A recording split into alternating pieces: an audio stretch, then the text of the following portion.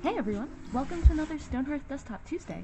This is week 3 of our deep dive into the conversation system as part of an ongoing series that illustrates how a Stonehearth feature gets from concept into the game. Stonehearth is a game about a small group of people optimizing their environment in order to thrive, so the primary goal of the conversation feature is to commemorate your achievements from your Hearthling's point of view. Last week, we explored how artist Mally made a ton of new animations to turn each conversation into a mini-story, one that conveyed that Hearthlings had opinions about the things that they encountered. Today, let's take a look at how artist Ali, with the help of Mally and engineer Max, designed the look and feel of the thought bubbles so that they both show subjects, things Hearthlings have recently interacted with, and how each Hearthling feels about the subject. At first, we thought this task would be pretty simple. In a stream from last year, we did a quick mock-up of a rabbit head in a thought bubble. A little badge, or a red border, or some colored Hearthling language denoted the Hearthling's emotion about this critter. When Ali looked over the project, though, she immediately identified some key problems with that approach. The first and most important being that the conversation bubbles had to read well even at tiny sizes. Unlike hunger or sleep or harvest toasts, which give you actionable gameplay data, or a signal that you have taken an action and therefore remain clamped at a certain size no matter the camera's distance, conversations are an informational enhancement to the game, and therefore ought not to be a fixed size, or they'd be all the player would ever see, potentially drowning out more relevant information. As a result, they may have to appear very small on the screen. This meant that having multiple things inside the bubble, like a face to show mood, was not going to work. The more shapes that you have in a tiny space, the harder it is to read. Ali then made a study of a number of possible dialogue box shapes, some of which could denote joy, others of which could denote sadness, and the last of which would be a plain neutral option. This way, the dialogue bubble itself would tell you how the Hearthling felt about the subject. She and Mally and Max put some drafts of these shapes into the game, but it turned out that even the simplest of these complex shapes could not be distinguished from each other when zoomed out. Only the very basic box shape survived their tests, so they knew they'd have to find another way to denote positivity and negativity. Ali began to work with color to convey this, light yellow for happiness and dark blue for sadness. This was tricky because colors are actually hard for the eye to distinguish, and colorblind people can't distinguish them at all, and the ascendancy in the forest biome has a very mid-tone palette, so when zoomed out, a mid-tone yellow blended right into a mid-tone green or blue. In the end, Ali solved this by making the happy color a very light yellow and the sad color a very dark blue, emphasizing value differences as well as color differences. The other complication we ran into was the fact that while zoomed out, subjects were quite hard to distinguish. Though, when zoomed in, it's quite tempting to put headshots of goblins or rabbits or wolves into the bubbles, because then you get more resolution on their faces. We discovered that if the bubble is really small, because you're reading it from a distance, you're much more likely to recognize the subject if the whole subject's profile is depicted, from their head to their feet, since that's how you're used to identifying the subject when you see it in-game. When making the silhouettes of wolves or ogres, for example, we made them distinguishable when you see a full-body shot of them far away, so it makes sense that they would be most recognizable in the subject bubble from far away in this form. We did hit upon the idea of hiding the subjects if a player was sufficiently far from the balloon, since if a subject is too small, there's no hope of seeing it at all anyway. In this case, all you'd see is the emotional tone of the conversation with a ... to denote that you're far away. Max suggested using happy and sad faces for this to make the tone really explicit, but we ended up feeling that this conveyed that the Hearthling's mood actually increased or decreased when they talked about sad or happy things. In actuality, this is not the case. Agreement at the end of conversation causes mood increases, and disagreement at the end of conversation causes decreases, so in the end we moved Max's face idea to the ends of conversations, at the point in which the conversation itself actually has a chance of changing the Hearthling's mood state. Once we had this design, we still encountered a daunting number of technical problems before Ali, Mally, and Max felt that the system was good enough to put in the game. The primary issue was that all the subjects and all the balloons were incredibly fuzzy in-game, because the game allows you to zoom in and out, which resizes the pictures and causes aliasing, or fuzzing, between pixels. To alleviate this issue, Max set a minimum bubble size that would display pixel perfect no matter how far away the bubble is. We also changed how we scaled the bubbles, moving from world space scaling to screen space scaling, over which the game has more control. Finally, bubbles had halos, because transparent pixels were being displayed with weird colors, so Ali and Mally fixed this by switching some of the items to .tgas instead of .pngs. Finally, saving out specific subject portraits for all the subjects in the game was taking forever, so Nax solved this by creating an automatic camera that will take pictures of every object from a predefined distance and angle. Some items like jerky needed to be fixed up manually, but this saved the team as a whole a ton of time. And that's it for this week.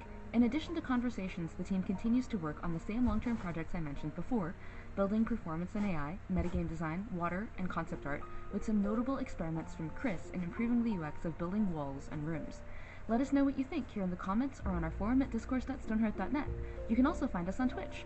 A different member of our team streams their current projects and development every Thursday at 6 p.m. PST on our Twitch channel, www.twitch.tv/Stonehearth. See you next week!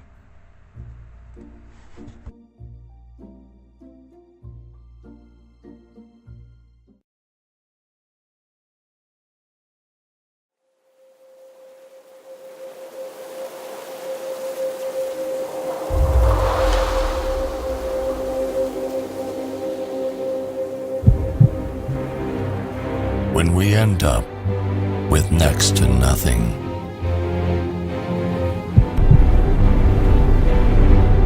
we don't do what we believe is right, but we believe what we do will make us right. It is not shelter nor food that brings us consolation.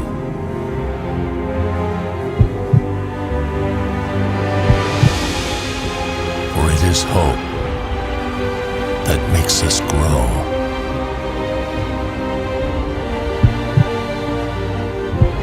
Hope that there is more of us, and if not, that we are enough.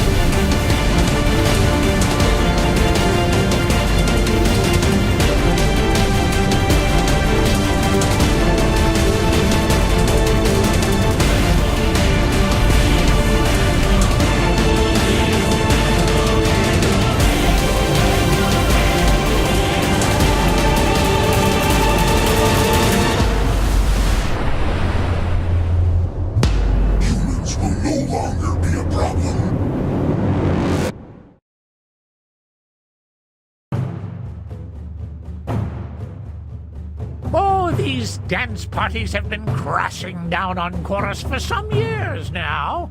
A nightclub in the heart of a peaceful forest.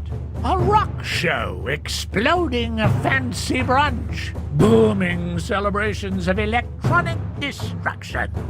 And those dance-mongering fiends twirling the night away, crushing our villages beneath those vile, funky dams.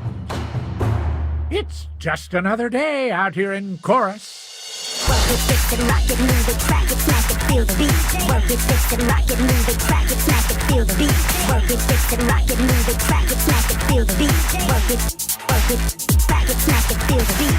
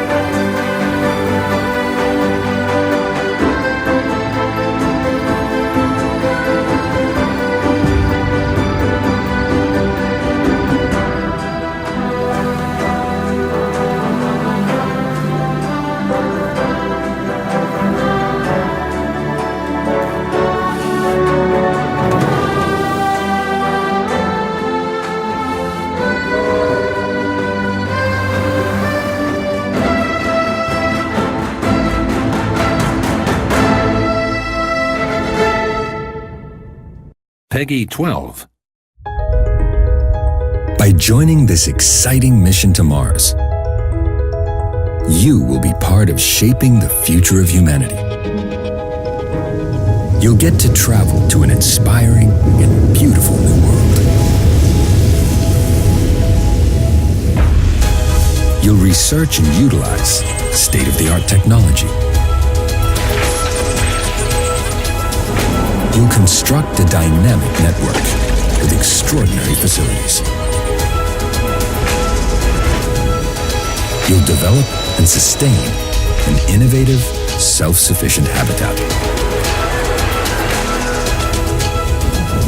You'll get to experience the captivating and energetic weather. You'll live in a prosperous and pleasant community where the relationship between humans and technology has been redefined. And just so you know, the dangers that you might have heard of have been greatly exaggerated.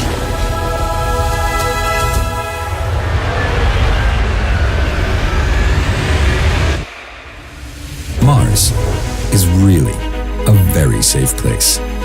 Colonize Mars and discover her secrets with minimal casualties.